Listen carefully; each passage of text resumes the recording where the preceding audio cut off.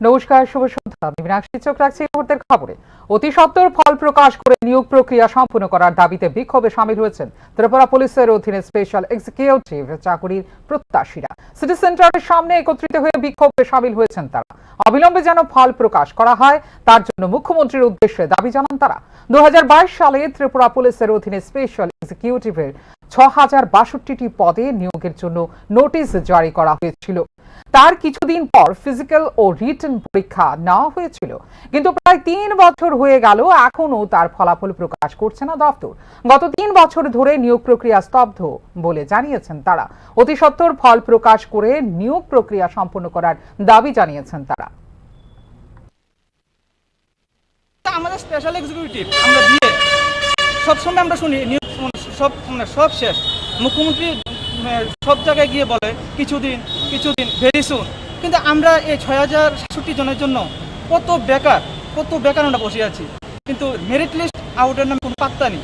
Merit লিস্টটা দিলে অন্তত আমরা বাকি যারা বেকার ছিলাম তাদের নাম ঘোষণা হয়ে গেলে আমরা জানতে পারতাম কার কার নাম ছিল বা কার কার নাম নেই। আমরা অন্য যে প্রসেসিংগুলি আমরা অ্যাপ্লাই করতে পারতাম এবং আমরা অন্য কাজে যুক্ত হতে পারতাম, কিন্তু আমাদের মেরিট লিস্টটা এখন পাত্তা নেই।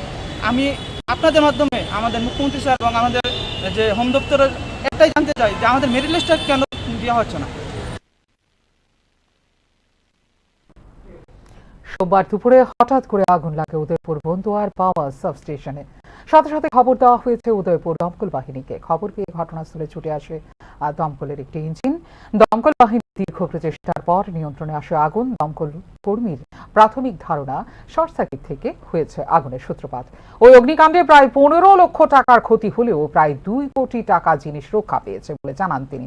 এদিকে আগুন লাগার খবরে গোটা এলাকায় দেখা দেয় আতঙ্ক। আগুন লাগার সঙ্গে সঙ্গে বিদ্যুৎ চলে যায় গোটা উদয়পুর মহকুমায়, ফলে ব্যাঘাত হয় জরুরি কাজ। ওইখানে ট্রান্সফরমারতে আগুন লাগছিল, আমরা ওইখানে খবর গেছিলাম আর কি। তারপর আমরা আগুনটা মানে নিভাইছি। আগুনটা তো এরা করতেছে শর্ট সার্কিট থেকে মনে হয় ট্রান্সফরমার। এটা কি হবে সেটা? এটা তো এই বন্ধ আর পাওয়ার এখন আমাকে নিয়ে তো নাই। আগুনটা আমরা আয়ত্তে আনছি, আনার পরে এখানে তারার মোটামুটি লস হয়েছে, প্রায় 15 লাখ টাকার মতো লস হয়েছে। আমরা প্রায় 2 কোটি টাকার মতো এখানে চেক করতে হচ্ছে। স্কুল থেকে ফেরার পথে গাড়ির ধাক্কায় মৃত্যু হয়েছে এক শিক্ষকের। ঘটনা টাকারচলা থানাধীন গোলাঘাটি বাজার এলাকায় ছড়িয়েছে তীব্র চাঞ্চল্য। স্কুল সেরে বাড়ি ফেরার পথে রাবার বোঝায় বোলেরোর ধাক্কায় গোলাঘাটি বাজার সংলগ্ন কালী মন্দিরের পাশে টাকারচলা জম্পুজলা সড়কে মৃত্যু হয় মধ্য খনিয়ামারা এসপি স্কুল সংলগ্ন এলাকার বাসিন্দা এই শিক্ষক কার্তিক দাসের। স্কুল সেরে নিজের স্কুটি নিয়ে বাড়ি ফিরছিলেন তিনি। ঠিক সেই সময়ে উল্টো দিক থেকে রাবার শিট বোঝাই করা বোলেরোটি দ্রুত গতিতে নিয়ন্ত্রণ হারিয়ে ধাক্কা দেয় শিক্ষক কার্তিক দাসকে। পরবর্তী সময়ে হাসপাতালে নিয়ে গেলে তাকে মৃত বলে ঘোষণা দেন কর্তব্যরত চিকিৎসকরা।